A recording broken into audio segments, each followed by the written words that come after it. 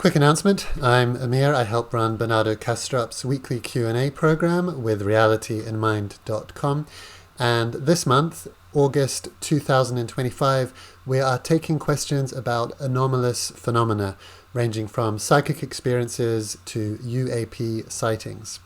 So in this following clip, Bernardo explains that whilst the scientific method is neutral, the metaphysical assumptions of individual scientists are not. And what this can mean is that the same statistical pattern that would indicate a new discovery and a Nobel Prize, if found at CERN, will be completely dismissed if it's about psi phenomena as a random pattern.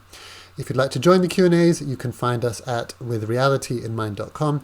You also get access to over 50 hours now of recordings on topics ranging from science to psychology, from Buddhism to biology. That's withrealityatmind.com. And if for some reason you can't afford the regular membership, please write to us with a short note on your motivations and your circumstances, and we'll do our best to accommodate. So far, no one has been turned away for lack of funds.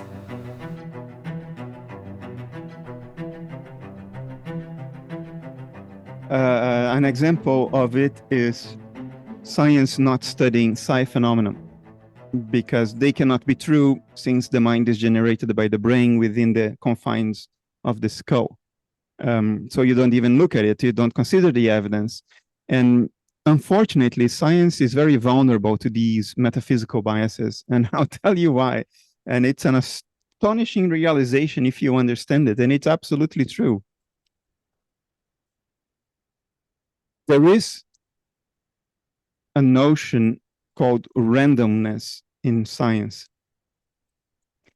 A process is random or stochastic if there are no discernible patterns in the outcomes of that process.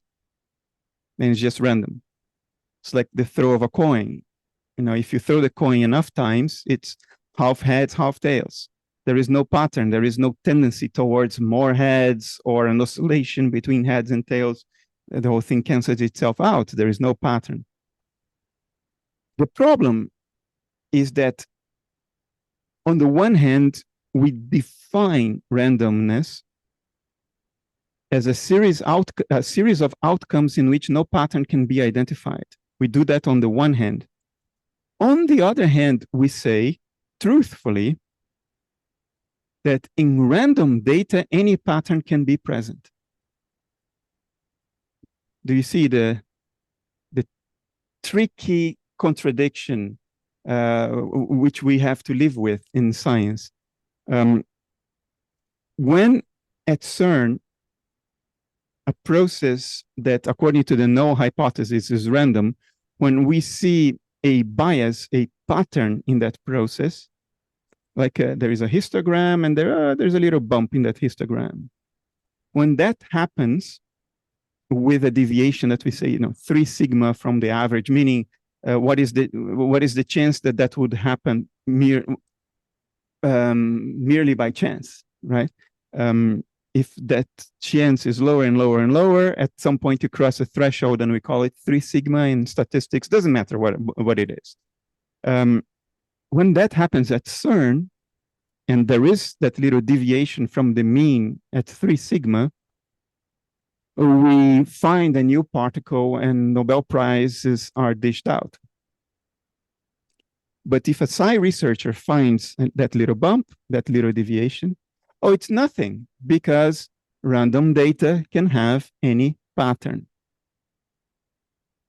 Even if it is beyond 3 sigma, because a deviation just tells you the odds against chance. There is no guarantee anywhere.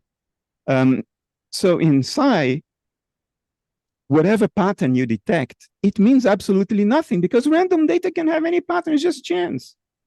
At CERN, you found a new particle and you win the Nobel Prize. And that is a tricky situation in science. So, but let me go back and answer finally the question. So I first acknowledged the premise of the question. My answer to the question is the following, Robert. I think when I say science, what I mean is the method, the scientific method and how it is defined.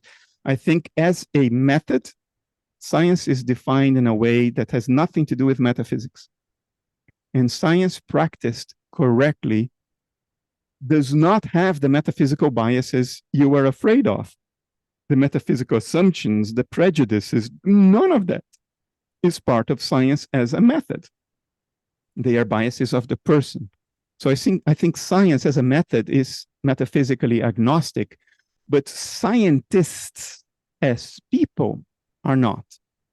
And one can argue psychologically that it is downright impossible for a human being to truly be metaphysically agnostic, because our psychology is put together in such a way that we need a narrative in terms of which to relate to ourselves and the world. We are always operating according to that narrative. It's a kind of operating system. Linux, Windows, Mac OS, we are running an operating system that entails metaphysical assumptions.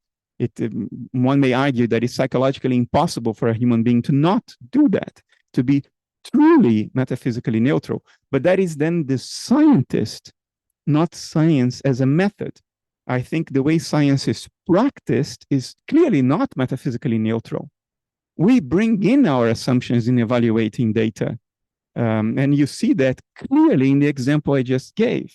The same definition of randomness. In one case, you see a pattern, it's a discovery. In another case, you saw a pattern, it means nothing because randomness can have any pattern. That's where those biases start playing a role. But these are the biases of scientists, not the bias of science as a method, I think.